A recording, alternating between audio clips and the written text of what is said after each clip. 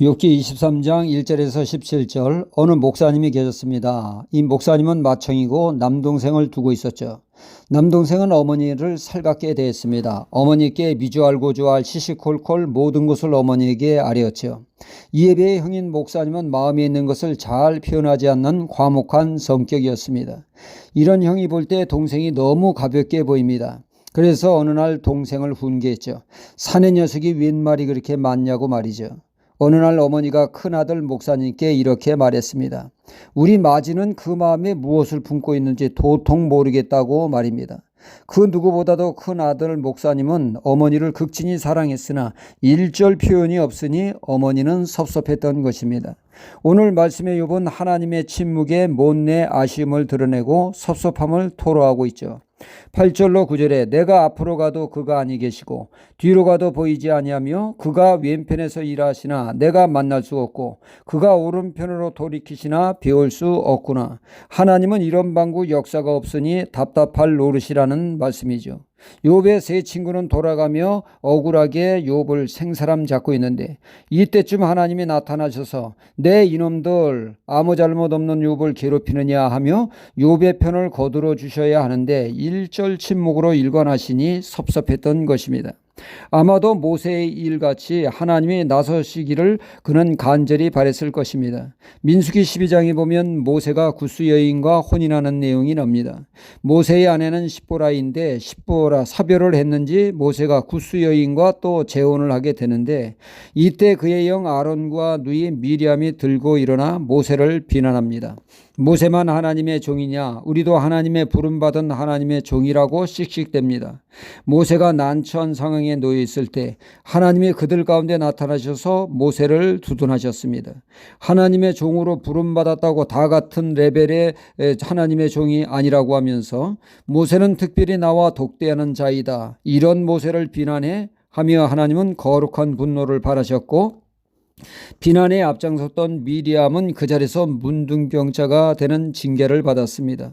이에 모세가 중보기도함으로 미리암은 낫게 되었고 모세의 권위를 하나님은 세워주셔서 다시는 모세를 비난 정죄하지 못하도록 하셨던 것입니다. 이렇듯 욥은 그렇게 하나님이 나서시기를 바랬던 것이죠. 그러나 하나님은 하나님과 되지 않아 침묵하신 것입니다. 하나님은 우리가 원하는 때가 아닌 하나님의 때의 역사에게 우리에게는 인내가 필요합니다.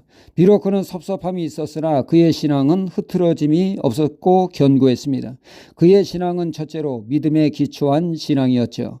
10절에 그는 고백하기를 나의 가는 길을 오직 그가 아시나니 그가 나를 단련하신 후에는 내가 정금같이 나오리라 고백을 합니다. 그는 믿었습니다. 지금 자신이 걷고 있는 믿음의 길을 하나님이 헤아려 주실 것을 믿었습니다. 이 연단의 때가 지나면 더욱더 견고한 정금 같은 믿음의 사람이 될 것을 믿었다는 말입니다. 그는 당장 하나님의 역사하심에 체험이 없지만 눈으로 보이는 역사가 없지만 자신을 선하게 빚어가시는 하나님을 믿었던 것입니다. 그렇습니다. 체험도 귀하나 그보다 더 귀한 것은 믿음입니다. 요한복음 20장에 보면 예수님이 일찍이 십자가의 고난을 당하시기 전 여러 차례 주님의 죽으심과 부활을 말씀하셨습니다. 하지만 제자들은 이를 잘 이해하지 못하고 있었죠. 다시 죽었다가 산 사람을 본 적이 없으니 말이죠. 주님이 십자가의 고난을 당하시고 제자들은 주님을 부인하고 두려워 떨고 있었습니다. 이제는 자신들의 차례가 될까 봐 두려워 떨고 있을 때 부활의 주님이 그들을 찾아오시고 평안을 선포하셨습니다. 그때 마침 제자 도마가 그 자리에 없었죠. 제자들이 이 감격적인 소식을 전하자 도마는 말도 되지 않는 말은 하지도 말라고 내 눈으로 확인해야 믿겠다고 할 때 부활의 주님이 도마에게 옆구리에 창적에 손을 넣어보라. 손에 못자국을 넣어보라. 그리고 믿는 자가 되라고 하셨습니다. 그러면서 주님은 뼈 있는 말씀을 하셨죠. 너는 나를 본고로 믿느냐? 보지 못하고 믿는 자들이 복되도다 하셨습니다. 그러니까 꼭 손가락을 넣어 체험해야만 믿느냐? 말씀만으로 믿지 못하겠느냐? 말씀을 액면 그대로 믿는 자가 복된 자라고 하셨습니다. 욥은 비록 하나님의 역사를 체험하지 못했으나 하나님을 전적으로 신뢰하는 믿음의 소유자였습니다. 둘째로 욥은 말씀의 사람이었죠. 12절에 내가 그의 입술의 명령을 어기지 아니하고 일정한 음식보다 그의 말씀을 귀히 여겼구나. 하나님의 말씀을 귀하게 여기는 말씀 중심의 신앙이었던 것입니다. 셋째로 욥은 실천하는 신앙이었죠. 11절에 내 발이 그의 걸음을 바로 따랐으며 내가 그의 길을 지켜 치우치지 아니하였고 그는 말씀에 따라 행동하는 신앙이었음을 고백하고 있죠.